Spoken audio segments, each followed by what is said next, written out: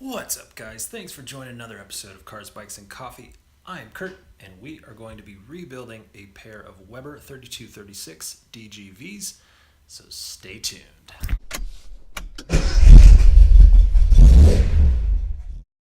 So we're going to be rebuilding a pair of these. These are the Weber 3236 DGVs, and we need to seriously give them some attention. They are not running well, and you can see they're also leaking. So we want to head to the bench, take these apart, make them new. All right, so the first thing we want to do is we want to take the air filter portion off and as well the intake portion. We'll be coming back to both of these once we rebuild the carbs. So first, let's get those parts taken off. So before you tear down any carburetor, you want to take as many pictures as you can of all the details of how the washers and the spacers and how things all go together.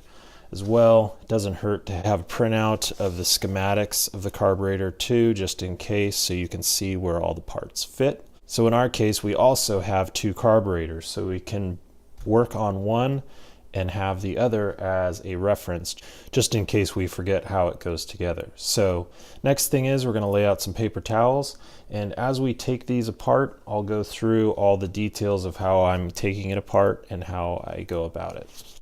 So the first step of this carburetor, we're going to take off the top, and that involves the top screws and disconnecting the choke from this arm.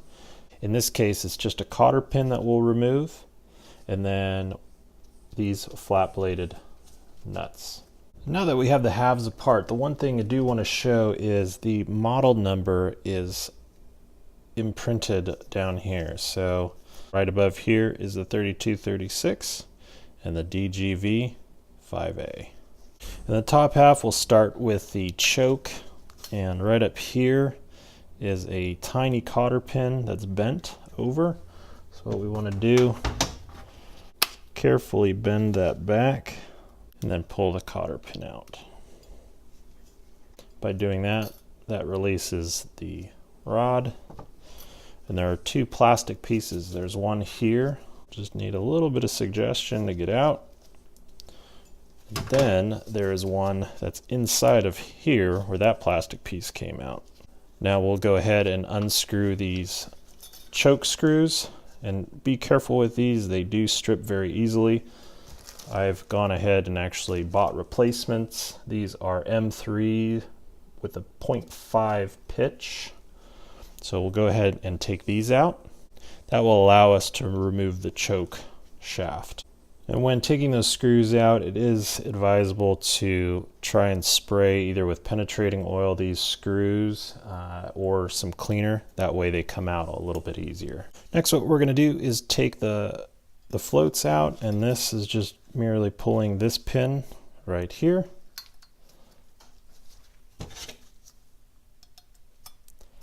Pulling that out. It's connected to the shutoff, so set those aside. Then we can pull this old gasket off.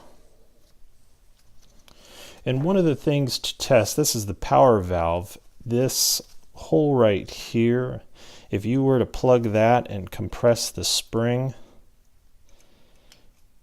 this should stay down. Now, I can feel a little bit of pressure pushing on there when I push it down, but we're going to go ahead and replace the power valve. That test would prove whether this power valve is bad or going bad. So now we're going to go ahead and remove these three screws. Now we're going to go ahead and open up this. This behind here is the fuel filter.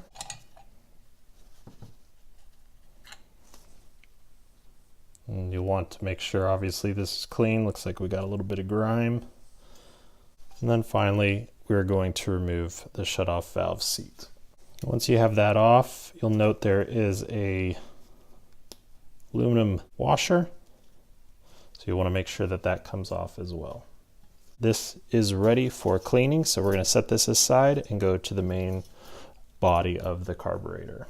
So before we tear apart the main body, a couple of notes. We have a primary and a secondary, and that's going to be important when we pull off the jets.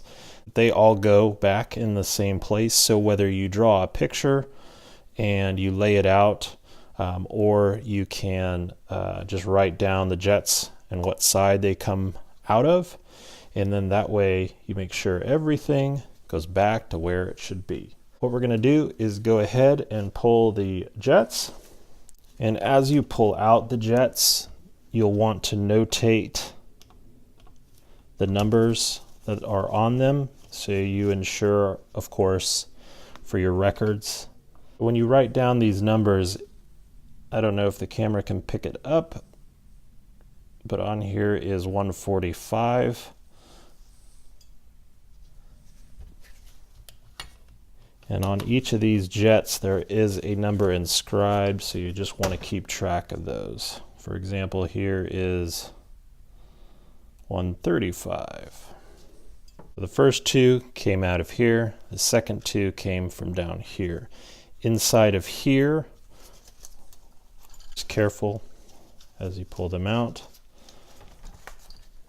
So this guy came out of the primary side, and he is an F50. And this one is an F6, and that's right down here. Next, we're going to take this. Just to note, this has two washers in between the nut. They're a little copper, so you don't want to lose those. And then we're going to remove the power valve from the bottom of the float bolt. That one as well has a tiny copper washer. Just keep them together. We'll want to remove this needle valve. There's two more jets we need to pull off. We have idle jets on both sides for the primary and secondary, and there will be a rubber O-ring that we'll want to pull out. And the kit that you get should supply one. So it looks like that. Idle jet on the primary side is a 50, and this idle jet from the secondary is a 55. Now we're going to start taking these bits off. And one thing I like to do on these nuts, just in case, in most cases they're the same size, but I just put them back where they came from. And you'll want to note as you take off these pieces that have springs or washers, what order they come out at. So we have a spring on this one. We also have this sort of hat washer. It's plastic. And then on here, to remove this, we have another cotter pin to bend. We'll go ahead and remove this arm. This as well has a larger spring.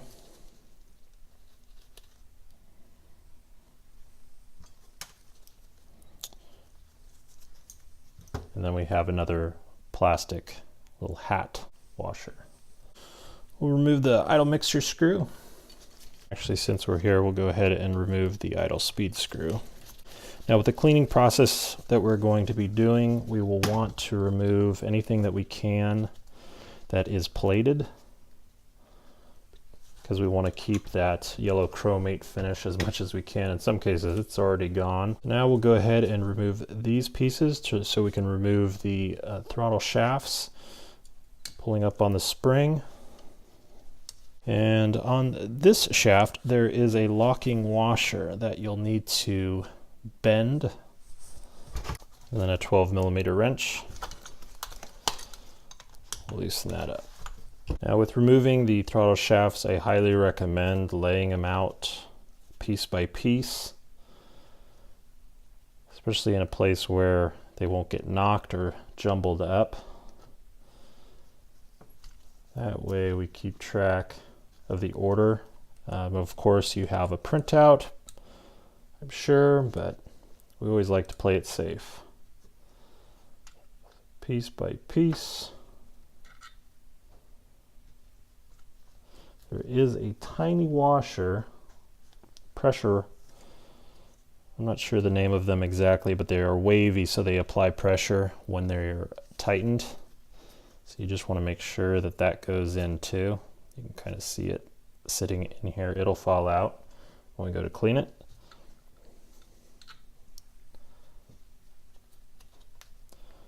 Lots of washers.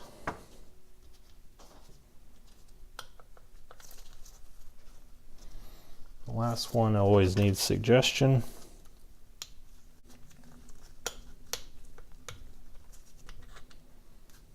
Okay.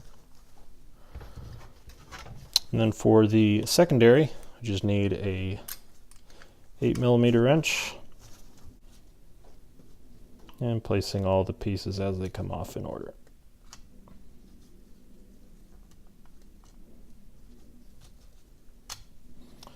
Now you'll see here there are some springs on both sides, and there is actually a nylon collar in here and on this side as well. So when we get to pulling these off, we'll want to make sure we grab those.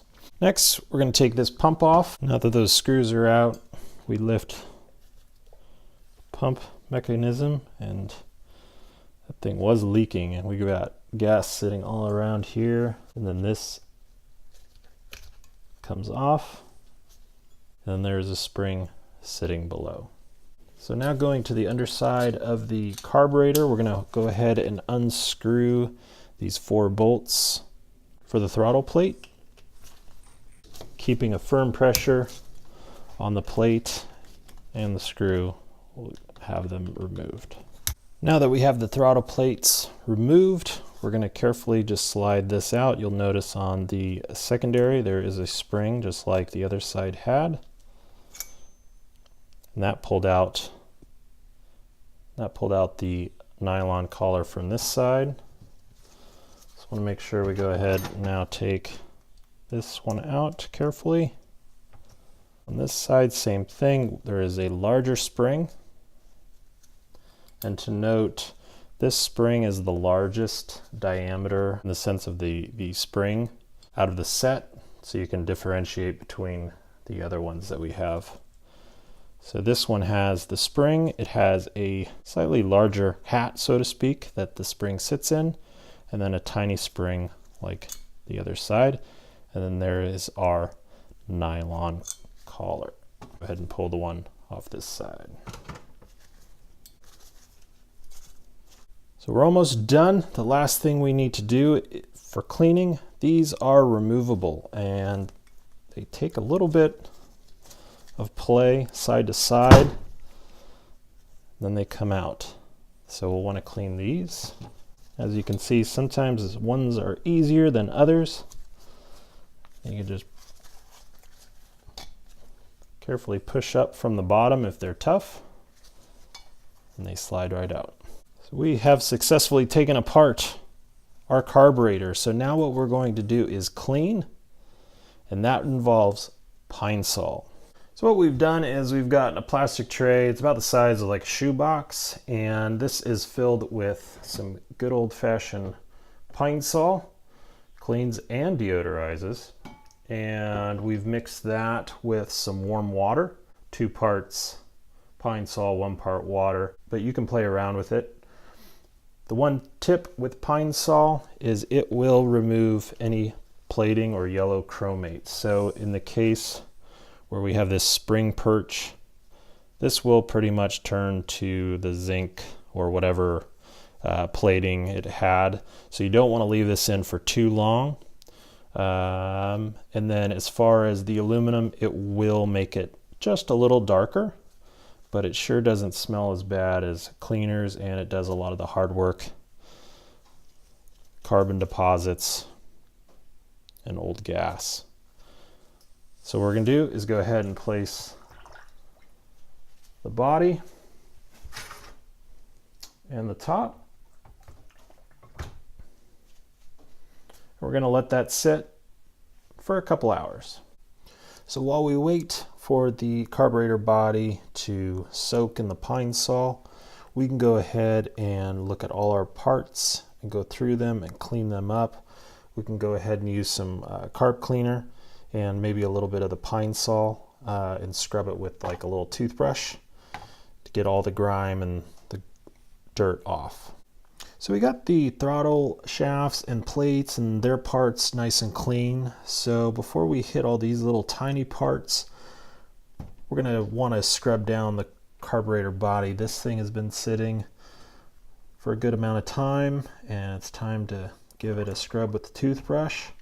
Alright, so we scrubbed down the carburetor bodies and we put them back in. We'll let them soak probably for another 30 minutes or so, but now we need to clean these little parts. So